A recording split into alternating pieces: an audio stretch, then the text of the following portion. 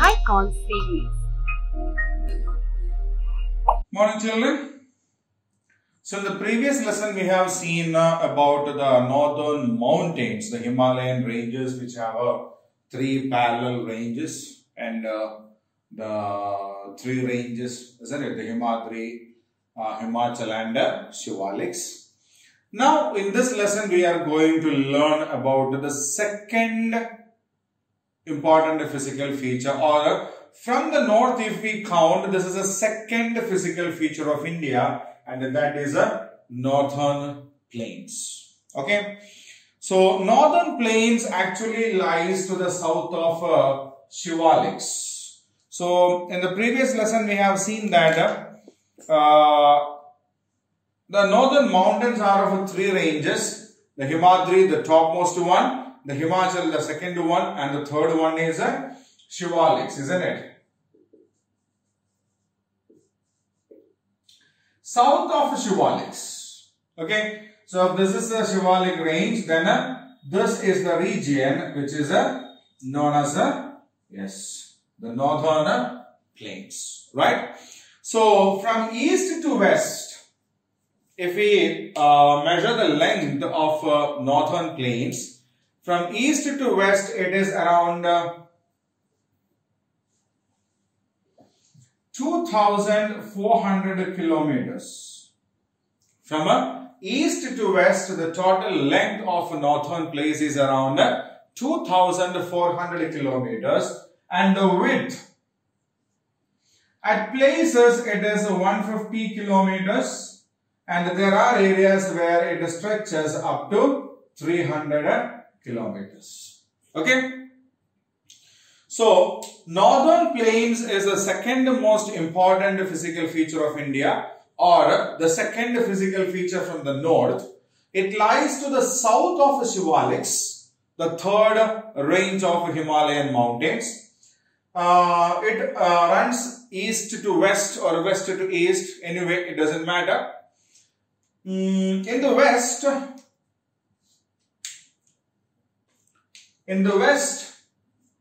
it reaches up to Punjab. In the west, it reaches up to Punjab, and in the east, it is at Assam. Okay, so one of the most important northeastern state of India, Assam. From Assam to Punjab, right? So North Indian plain is stretched east to west direction. At the east, it is found in Assam, and at the west, it extends up to Punjab. So from east to west, the total length of this northern plain is 2,400 kilometers. The width part of it varies from 150 kilometers to 300 kilometers. Now, this particular plain, the northern plain, is a very fertile land area. Okay, this is a purely plain land. It's purely flat plain land, and it's very fertile land area. It's very fertile land area just because of the reason that there are plenty of rivers flowing in this region. There are plenty of rivers.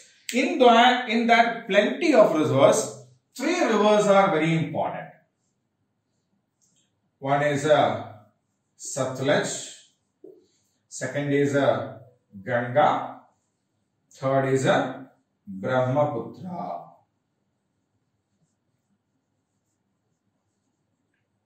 Okay, there are plenty of rivers flowing in this northern plain region, and in among them, three are very important: the Succulent, the Ganga, and the Brahmaputra, right? And this river has a lot of tributaries. Tributaries. What do you mean by tributaries? Yes. For example, let us think that this is Ganga. Okay. There are so many smaller rivers coming from different regions and joining Ganga, or the main river. Okay, so these smaller rivers that come from different directions and join a major river is called tributary. Okay, so these three rivers, Succulent, Ganga and Brahmaputra, they have plenty of these tributaries. Okay, so these rivers flow through this region. Succulent is in the northern region, Ganga is here, and Brahmaputra comes from here. Okay, Yamuna comes and join Ganga. Then plenty of other rivers are there. They come and join. And Succulent and its tributaries are Himalayan rivers. Ganga is a Himalayan river. Yamuna is a Himalayan river. There are plenty of tributaries coming and joining from the Himalayas.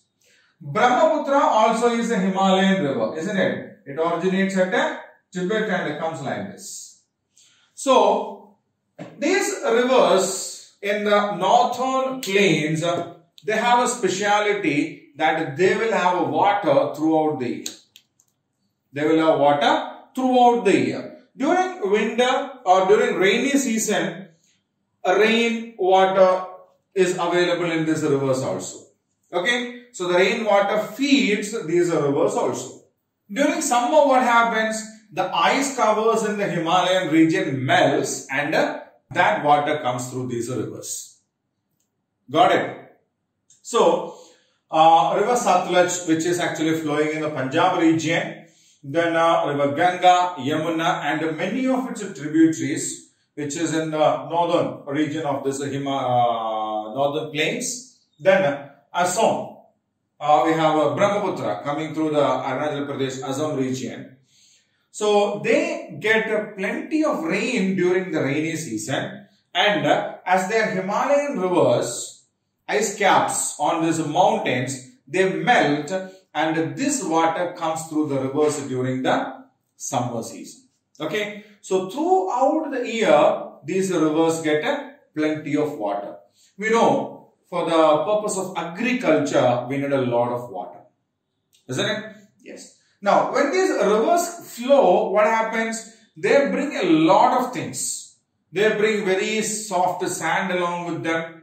And when it rains, it has got a lot of forest regions on the sides, isn't it? Yeah, so a lot of waste materials, soil, all these kinds of things, these river carry along with that. And especially during rainy season, it floods.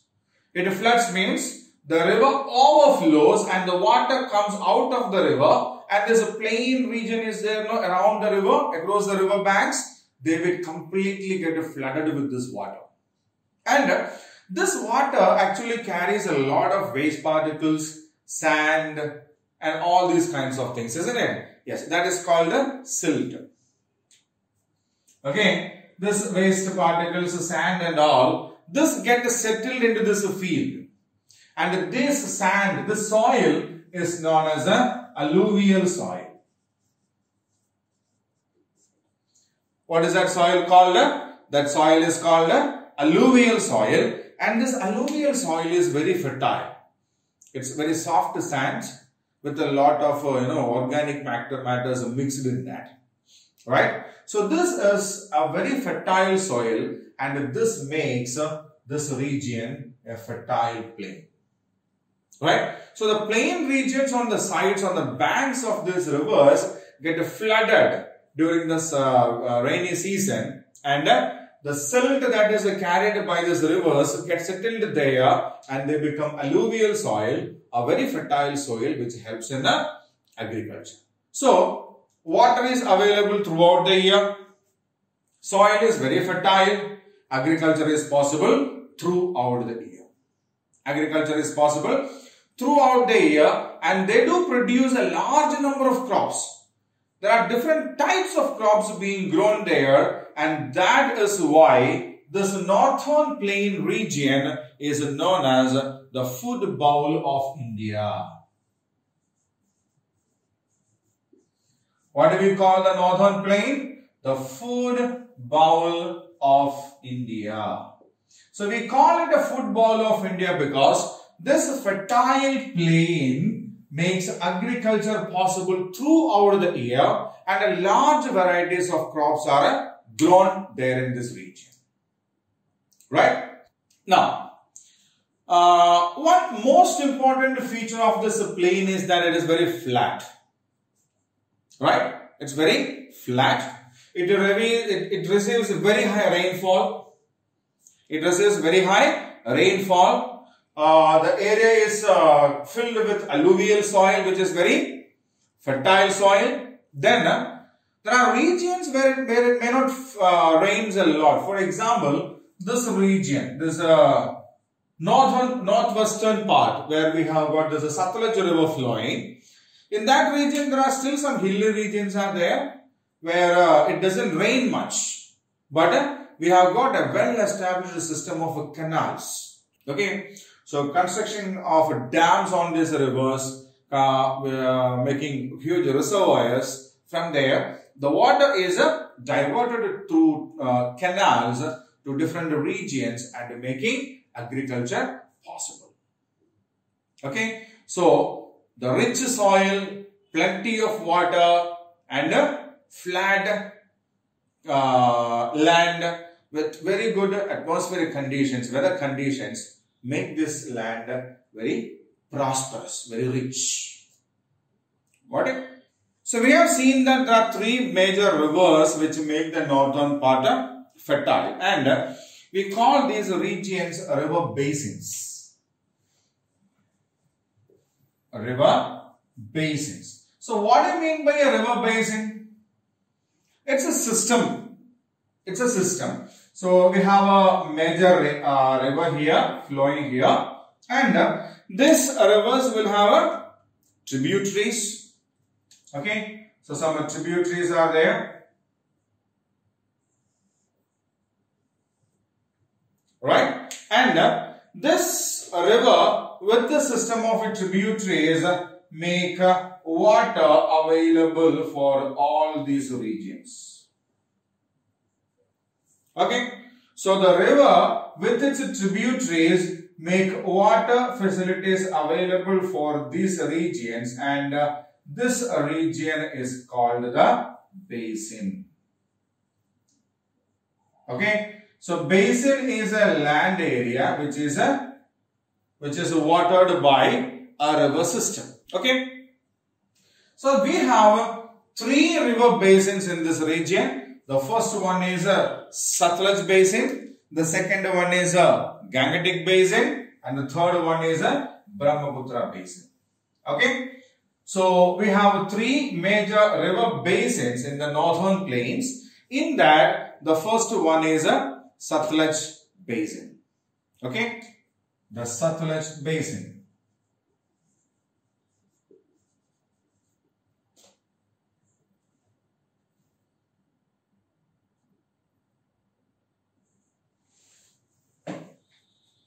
So Succulent Basin is the westernmost part of this basin. For example, if we say this is the northern plain, this is the Shivaliks, and this is the region of this northern plains.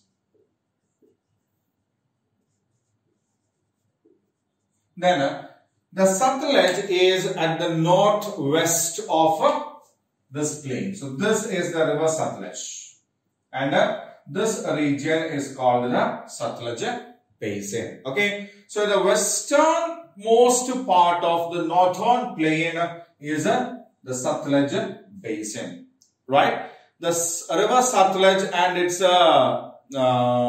tributaries. Okay, one of the major tributary of Succulent is Bias. River Succulent and the river Bias, they actually join Indus River, River Indus in Pakistan, and from there they flow, come down and joins Arabian Sea. But Succulent and the other smaller tributaries are there. Bias is one of the major one. They make Punjab and Haryana the most fertile region there. Okay, so which are the states which we have in the Succulent Basin? Punjab and Haryana.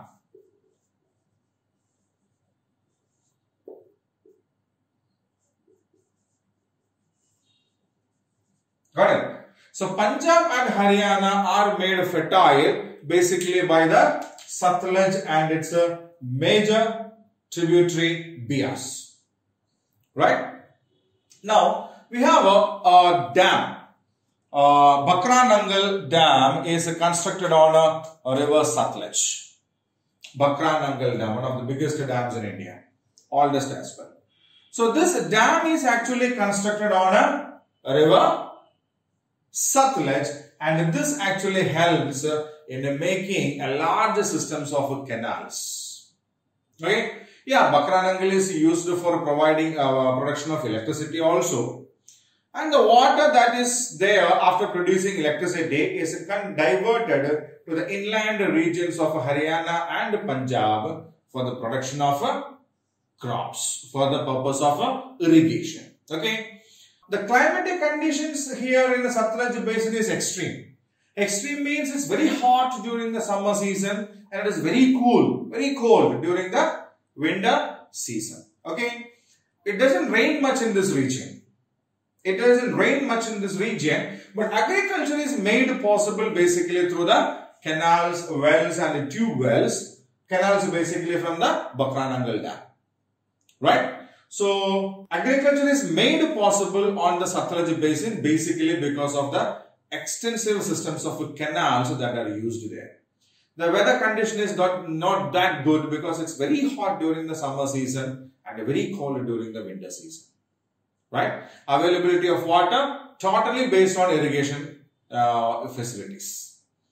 So, the Bakranangal Dam that was constructed on the river Satluj makes an extensive chain of canals over there, and that is making the plain regions of Punjab and Haryana able to be cultivated. Agriculture is made possible there. Okay, they grow a large number of crops there.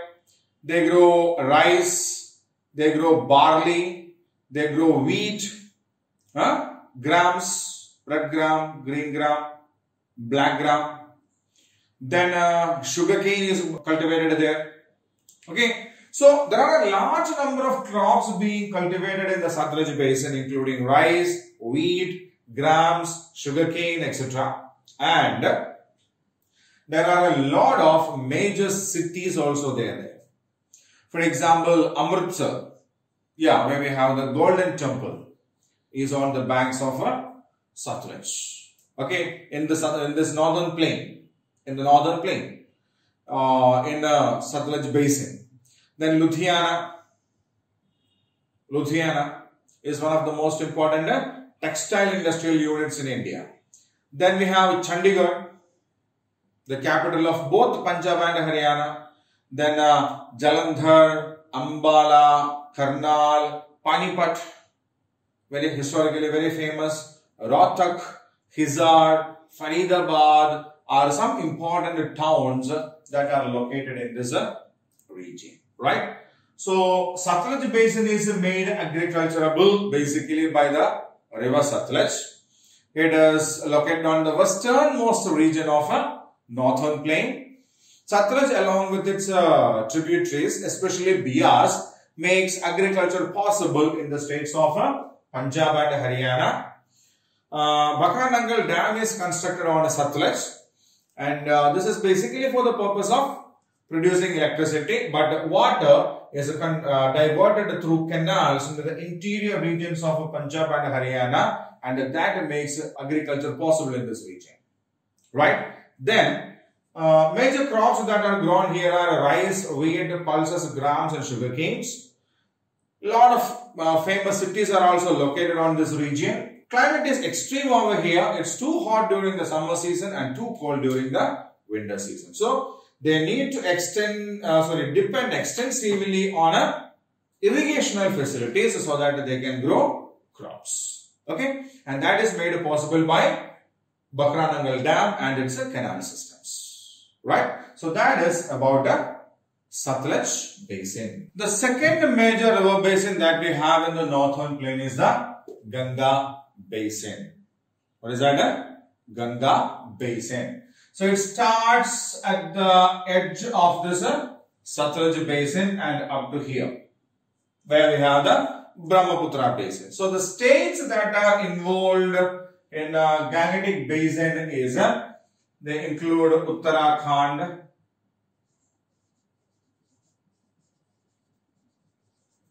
Uttar Pradesh, then Delhi,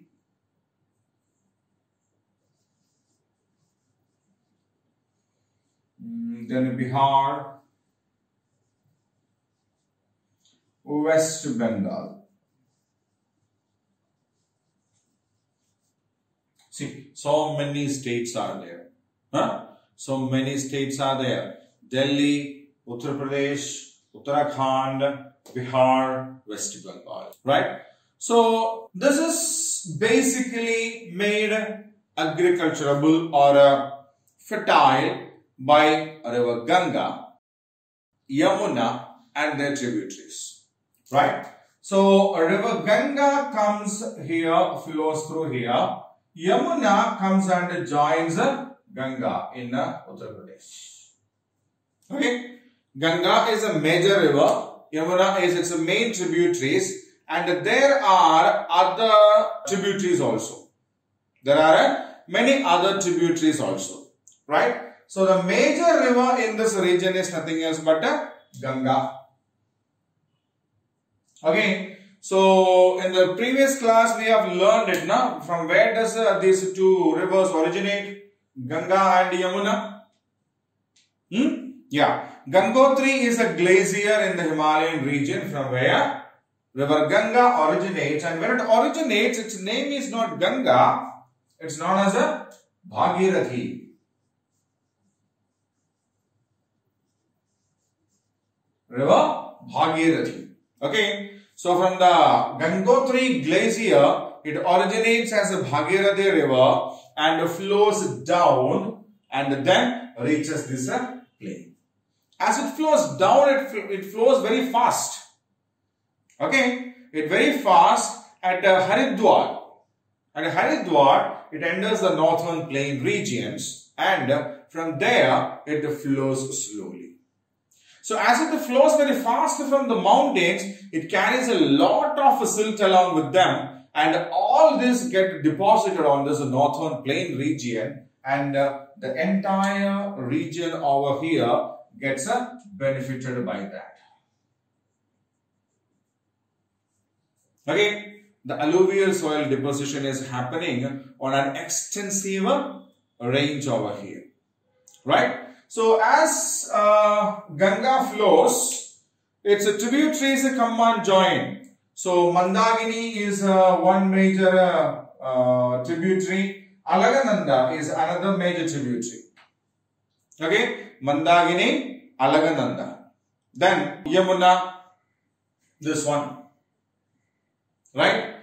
Yamuna is a major tributary of river Ganga. Then we have Ram Ganga, Ghagra, Gandak and Kosi. Kosi comes somewhere here from Nepal. Okay. So these are some of the major tributaries that come and join Ganga from the Himalayan ranges. Which are they? Yamuna, Mandakini, Alagananda, Ram Ganga, Ghagra, Gandak and Kosi. Okay. So all these rivers are coming from the northern mountains or the Himalayas, means they will also have a water throughout the year. And as they are coming from the mountains, they carry a lot of silt along with them and they get deposited over these plains. Okay. Now, Yamuna comes from the Yamunotri glacier, and as it comes, what happens is some tributaries from the south come and join them. Okay, they are not coming from the north, these are coming from the southern region, the southern plain or plateaus of India. Okay, they include Chambal, Betwa, Ken, Sindh and so on.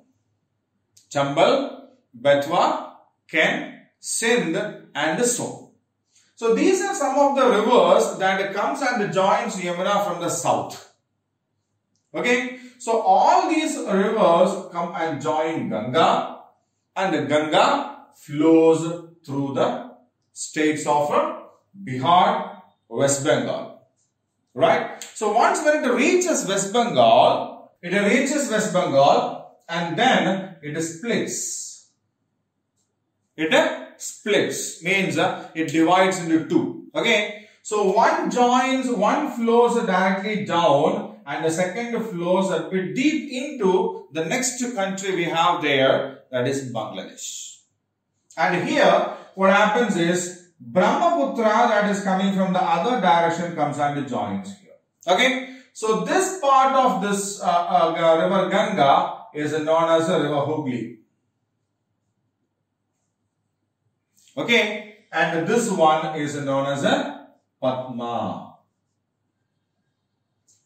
So in West Bengal, river Ganga splits majorly into two. One is known as river Hooghly and the other goes into Bangladesh in the name of Padma, to which Brahmaputra comes and joins.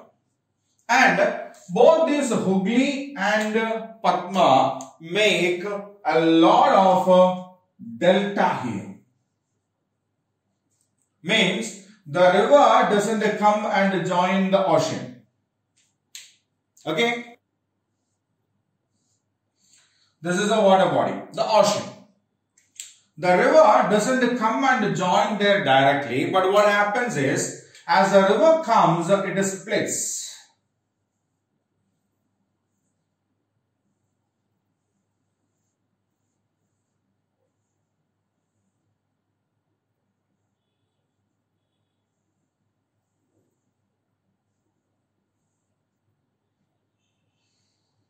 Okay.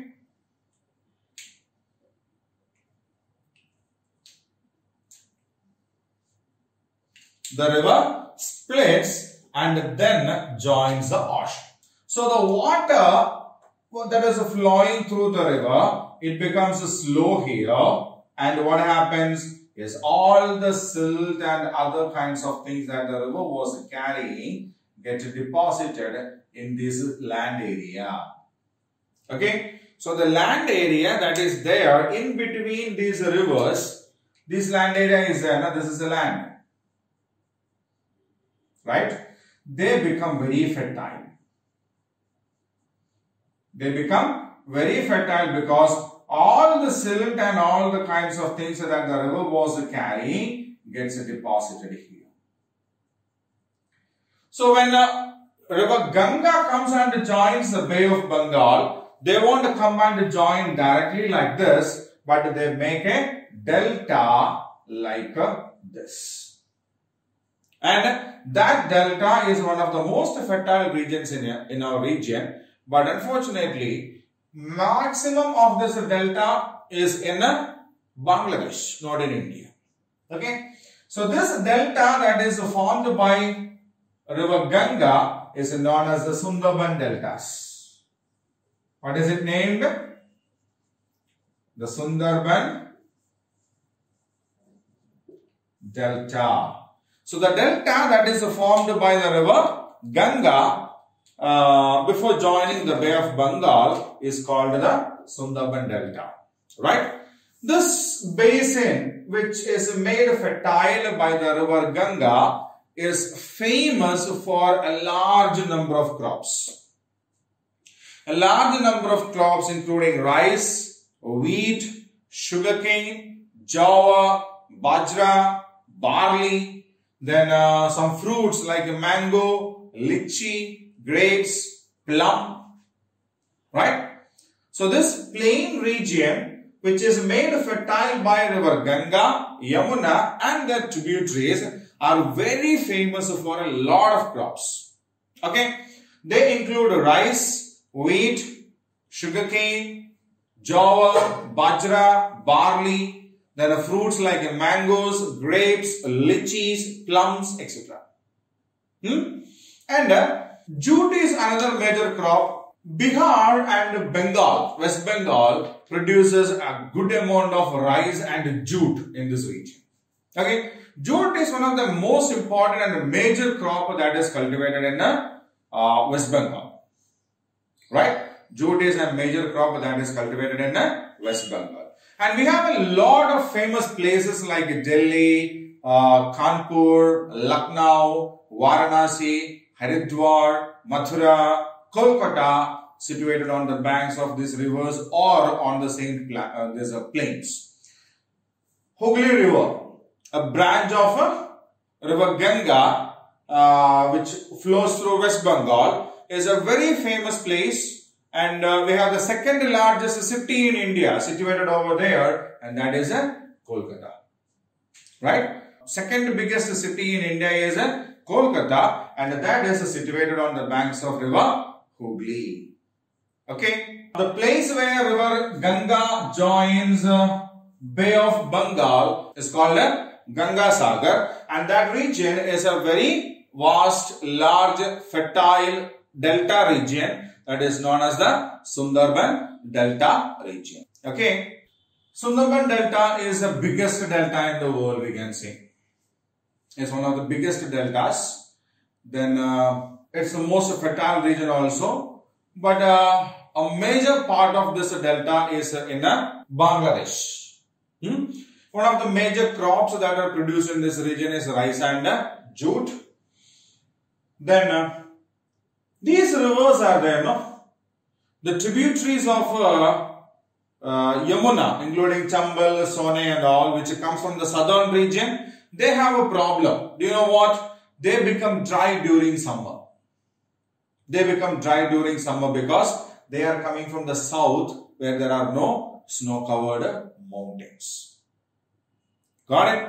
They do not have any snow-covered mountains, and so that region, these rivers go dry when it is a summer season. Whereas the other are there, no, like Alagananda or Kosi, they are coming from the northern mountains, and so there won't be any problem during summer. The ice melts over there, and that water comes out through the river. Okay, so Gangetic Basin is a very important and one of the major basin region in India. Now we have a third one, that is the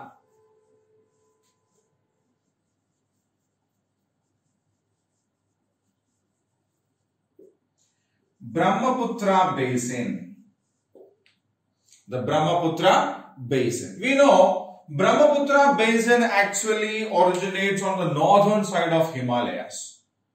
Brahmaputra doesn't originate in India. Okay, it's originating from Tibet. Here we have the Himalayas. It originates in Tibet, and when it originates in Tibet, it's known as a Zangpo.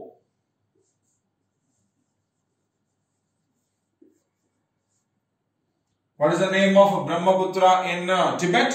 Zangpo. T is silent. Okay, Zangpo.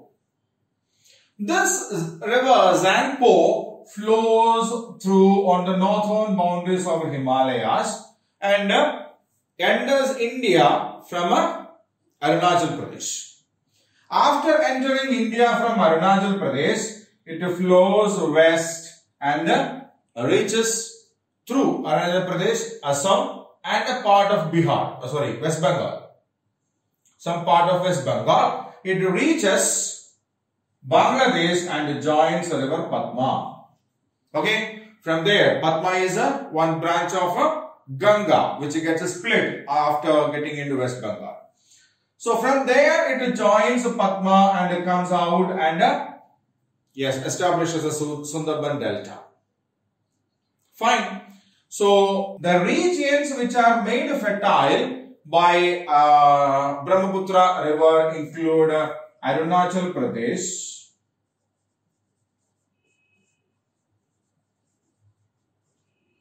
a part of Arunachal Pradesh, not a complete Arunachal Pradesh, a part of Arunachal Pradesh, Assam almost completely, then West Bengal.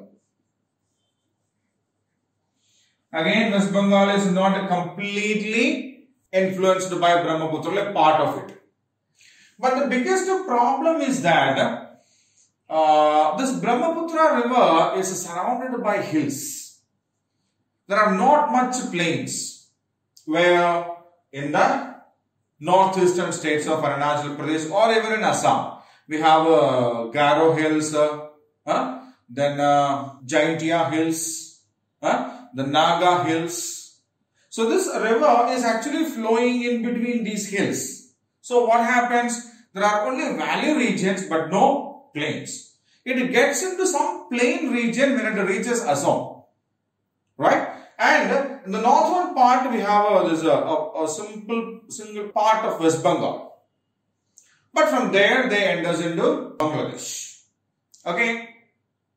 So the total land area that is influenced by river Brahmaputra is comparatively less, right? Satluj plain is bigger. Gangetic plain is the biggest one, and the Brahmaputra plain is comparatively very smaller because it's flowing through a lot of mountains. Right? Now, the major crops that we have got over there: rice, jute, tea. Tea plantations on the hillsides of Assam, Andhra Pradesh or Darjeeling in West Bengal region are influenced by Brahmaputra River. Okay. Brahmaputra receives the highest rainfall in among the three regions. We saw Succulent Basin doesn't receive much rainfall. The rainfall that is received by Succulent Basin is comparatively very less. Gangetic plain receives a very good rainfall. But Brahmaputra region receives the highest rainfall in among these three regions. We know there's Cherrapunji, Mawsynram, the areas where it rains the maximum in India. They are located in this region, Cherrapunji and Mawsynram, which receives the highest rainfall. Okay, they are located in this region, right? So it's a problem actually because Brahmaputra often floods. Whenever there is a rain in this region, that river waters have to come to Brahmaputra and Brahmaputra floods. If it floods, it's good because it brings silt along with that, alluvial soil, settlement, plain is made fertile, everything well and good. But during the cropping season, if it rains, what happens? Yes, the crops will get damaged also. Isn't it? The crops can get damaged also. So that is one major problem that we have, especially with in the Brahmaputra Basin. Okay, cities like Guwahati, then Shillong, then Dispur are some of the major cities that are located in this region. Okay, so two things that makes the Brahmaputra Basin different is it's a narrow region. It floods quite often because it receives the maximum rainfall out of the three regions. Right? Now, this northern plain region is extremely fertile region in India. It is extremely fertile region in India, and a large number of crops are also cultivated in this region. Large number of crops. It lies just to the south of Shivalik's range, which has got a lot of grazing lands. Grazing lands means what? Hillsides where grass grow a lot, so that these sheep, animal rearing people are there, the shepherds. Yes, they can take the cattle to this region and grow them. Right? And plain land area is very good for settlement. Isn't it? If we try to construct a house on a hillside, there are a lot of dangers. Sometimes the hillside it can cause some mudslides. Construction itself is very difficult. If it is on a plain land, road construction is very easy. Establishing houses, buildings, hospitals, schools, everything is quite easy, isn't it? Yeah. So, the northern plain region is one of the thickly populated area in India. Because it's very good for agriculture. Very good for agriculture. It's a plain land area. It's easy for the construction of houses and all. And as the people live together, there are some problems also. There are a good number of industries also in this region. especially in the Gangetic Basin region. There are a very good number of industries also. But the problem is, these industries always pollute these two rivers. Which are they? Ganga and Yamuna. Okay. So there are a lot of industries that are functioning on the either sides of Ganga and Yamuna. We know Kashi, Haridwar, these kinds of places are religious places, historical places where people go for worshipping, prayer and all. Okay. Along with that, the other regions have got a very good number of industries also. Because industries also need water a lot. Industries also need a lot of water. And the speciality of these rivers in the northern plain regions, they will have water throughout the year. Okay? They will have water throughout the year. During summer, the ice melts and we get water. During rainy season, it rains and we get water. Okay? So if they try to establish an industrial unit somewhere else, they need to make some arrangement for the water. But when they try to establish these kind of industries on the banks of Ganga or Yamuna, there is no such a problem because they will definitely always get water there. But they make these rivers polluted. They throw all the waste into the river and the river water gets contaminated, polluted with this chemical waste and all.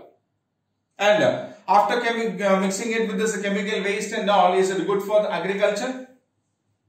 Is it good for agriculture? No. Okay. So, one of our previous Prime Ministers, Mr. Rajiv Gandhi, he started with a program of clearing the Ganga from these pollutants. So, he started with a project called the Ganga Action Plan.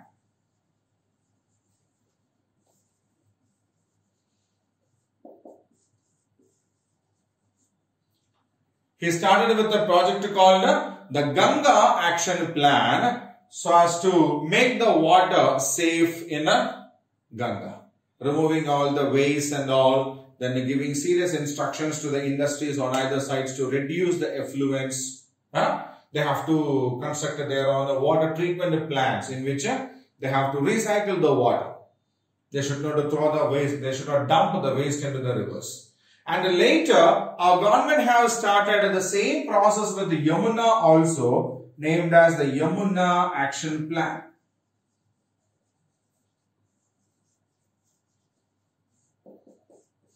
So, the Ganga Action Plan and the Yamuna Action Plan are two serious projects initiated by our government to make it sure that the Ganga and the Yamuna will never get polluted.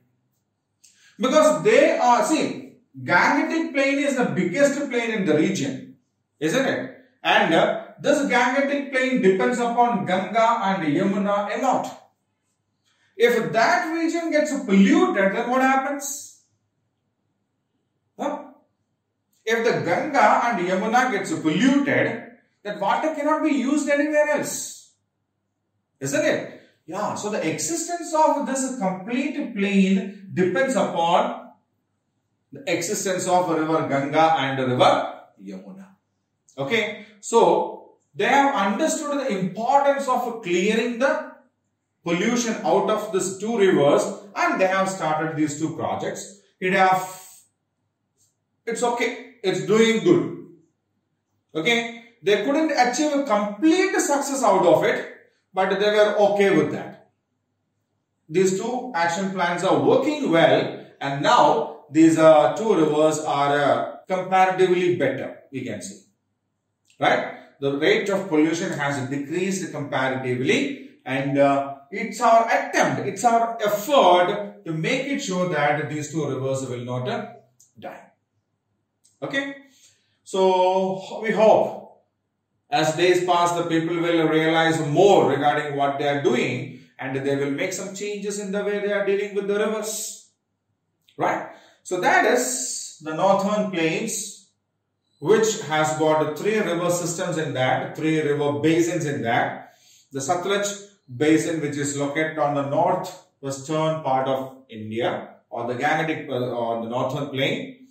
The Gangetic plain, which occupies a major part of the northern plain, and It's the central part of it. And the northeastern part of northern plain is by Brahmaputra Basin. Right? So that is a lesson part.